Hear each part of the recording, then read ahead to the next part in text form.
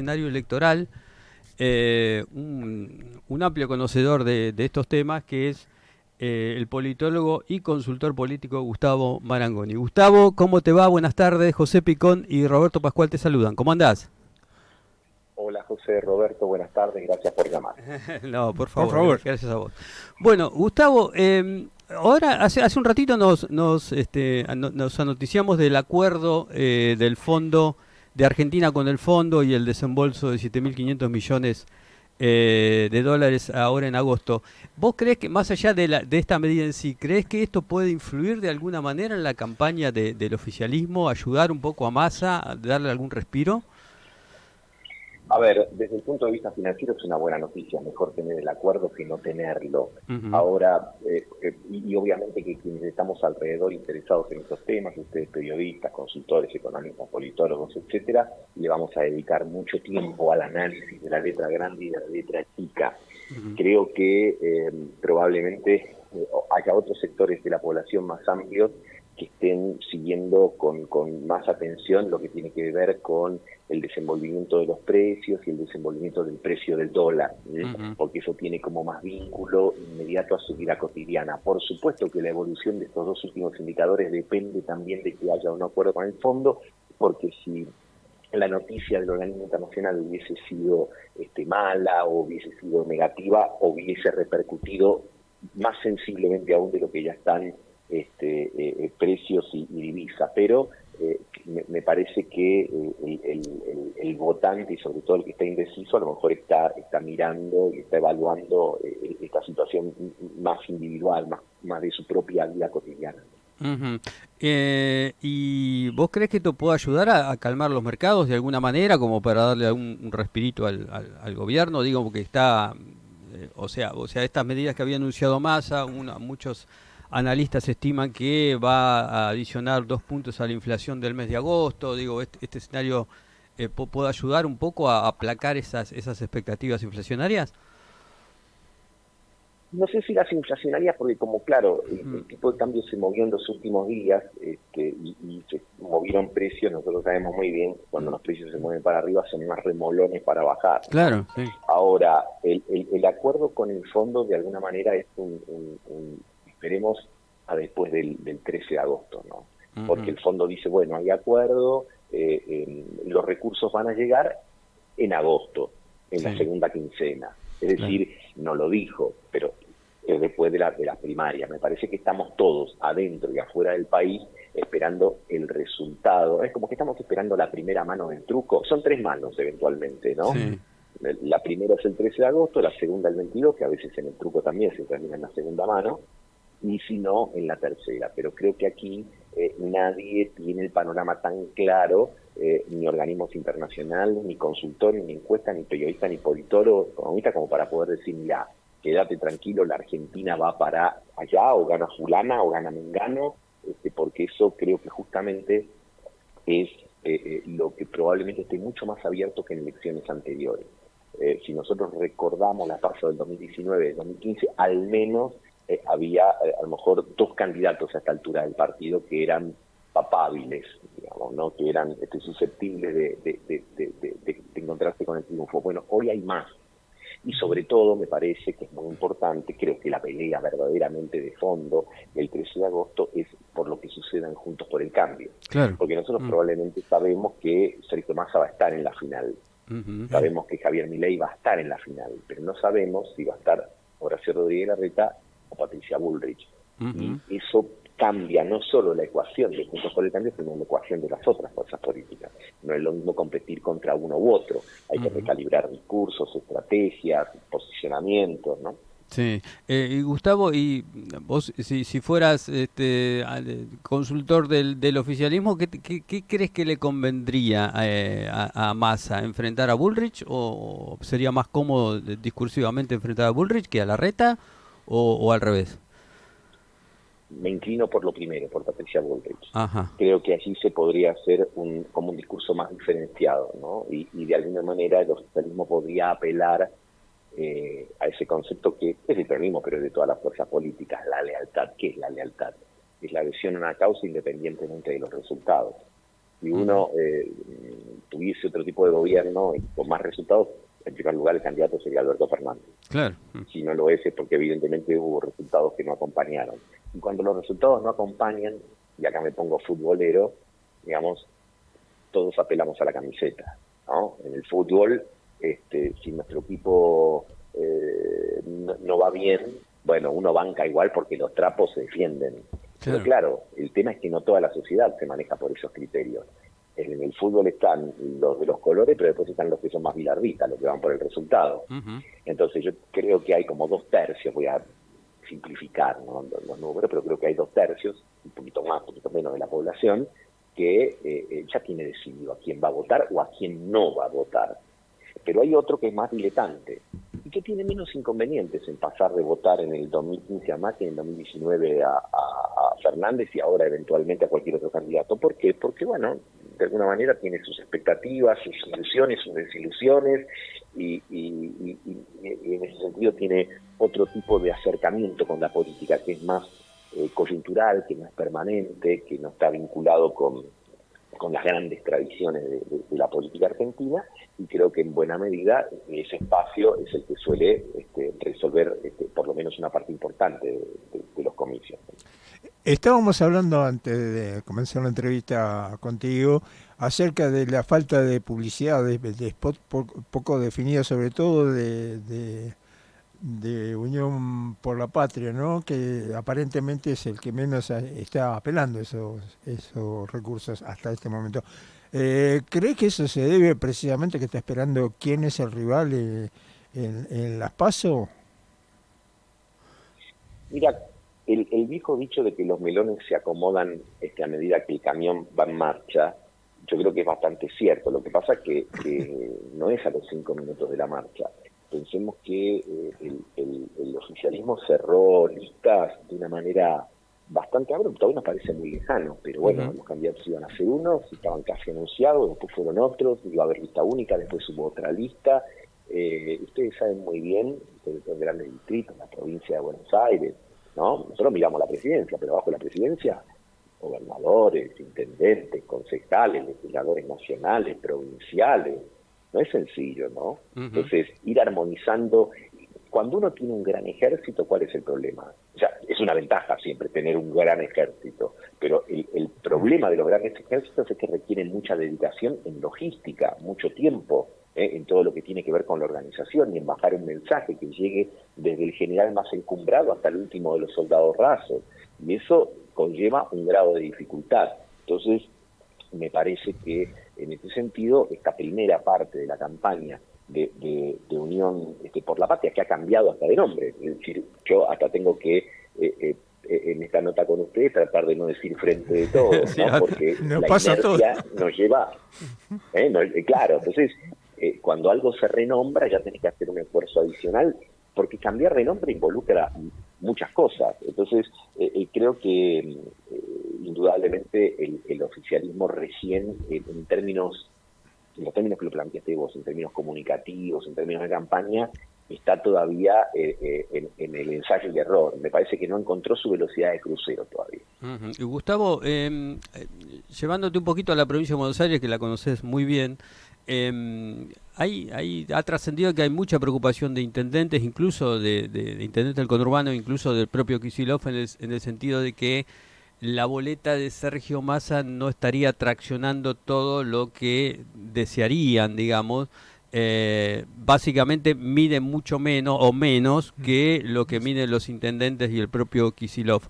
¿Vos crees que hay alguna chance de revertir eso de acá a lo que queda? Y si ese fenómeno, si es que existe, puede terminar complicando a Kicillof y a los intendentes del PJ. Mira, nuestro sistema electoral es tan particular, este sistema de 3 vueltas, ¿no? Porque esto hay que enfatizarlo. Muchas veces se decía, no, la PASO es una encuesta cara. No es una encuesta cara.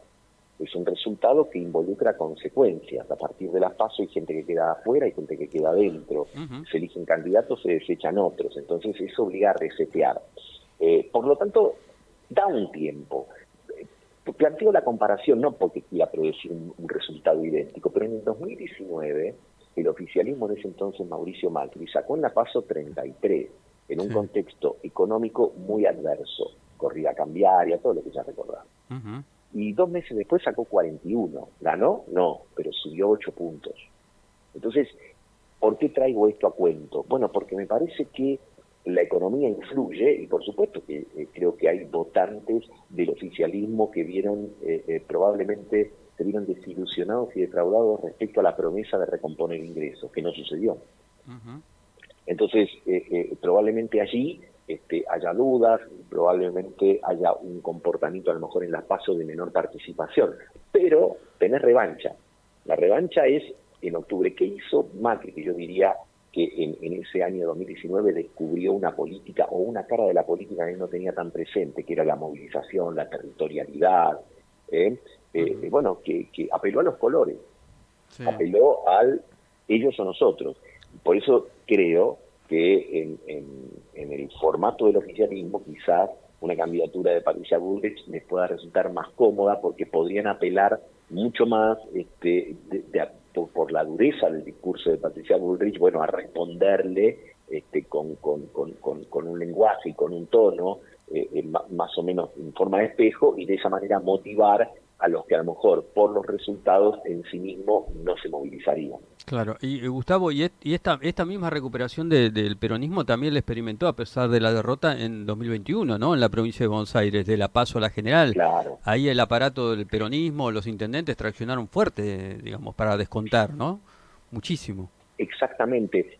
Y podríamos dar ese ejemplo que vale. También podríamos dar el ejemplo del 2015, ¿no? En el 2015, en ese caso, el candidato era Daniel Scioli, y sacó en la PASO 38, después en la primera vuelta sacó 37 y después 48. ¿Qué quiero señalar con esto?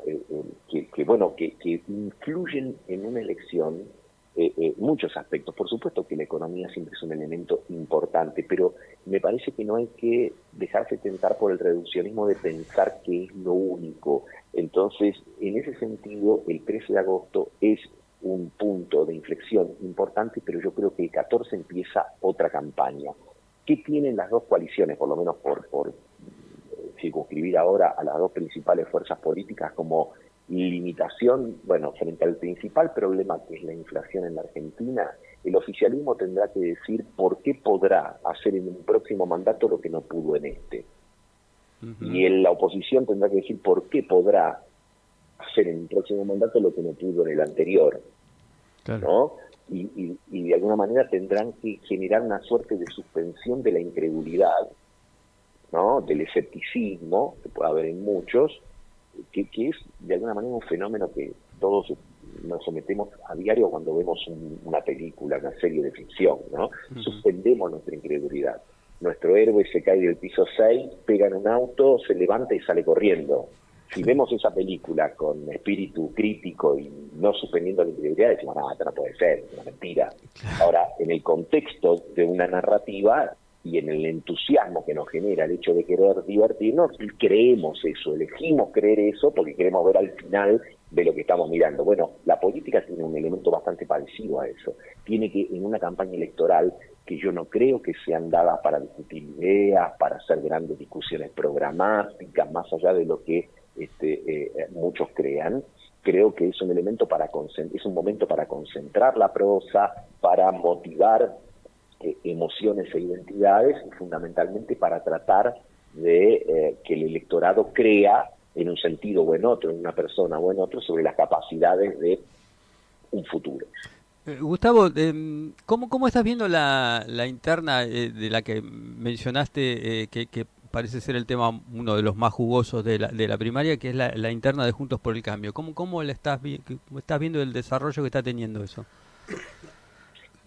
Hay una gran discusión, no más allá de las chicanas, que siempre hay una campaña, porque también algunos, yo veo que se horrorizan por las cosas que se dicen en la campaña, y yo digo, bueno, será porque me estoy poniendo viejo, pero digo, hemos evolucionado mucho, ¿no? Hoy una palabra, un tono de más inmediatamente genera, hay que bajar los decibeles. Y bueno, A lo mejor en ese sentido la memoria me hace mucho más comprensivo, pero digo, uno piensa en elecciones de algunos años atrás y estamos sustancialmente mejor. Pero creo que ahí hay un debate de fondo. Patricia Bullrich concentra en el qué, y en esto se identifica con Mauricio Macri, que le puso a su libro ¿Para qué? ¿No? Como diciendo, miren, acá tenemos que definir conceptualmente lo que nosotros queremos y lo que la Argentina que nos proponemos, y los convencidos ir fuerte al frente. Y Horacio Rodríguez Larreta está haciendo énfasis en el cómo.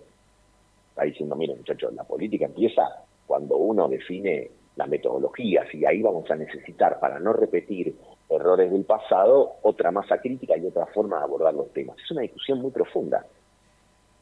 Entonces, es lo que yo creo que se está dando en este momento, que es la discusión por el alma de Juntos por el Cambio.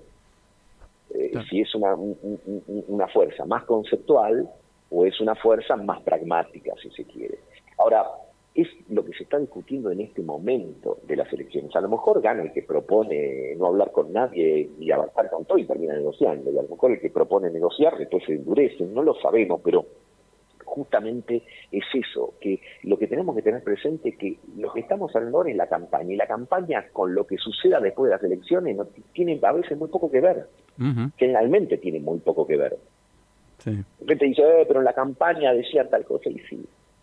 La campaña es la gerencia de marketing, el gobierno es la gerencia de producción, ¿no? Y a veces el cliente está muy contento con lo que la publicidad le promete y después menos contento con lo que le prometen efectivamente o con lo que le dan efectivamente en el mostrador. Bueno, pero ahora estamos hablando de la campaña, y en la campaña Juntos por el Cambio está redeterminando su identidad, en lo que no es, me parece a mí, un hecho menor, la aparición de Javier Milei, porque de alguna manera Patricia Bullrich actuó en consecuencia, Macri actuaron en consecuencia de la aparición de Javier Milei, teniendo mucha empatía con ese mensaje, sobre todo en los primeros meses de este año, ¿no? Después, tanto Patricia Bullrich como Javier Milei se dieron cuenta que eran competencia entre ellos, por eso ahora Milei a lo mejor es más crítico con Bullrich. Bueno, porque están en términos a los que seguramente Javier Milei vería con sumo agrado,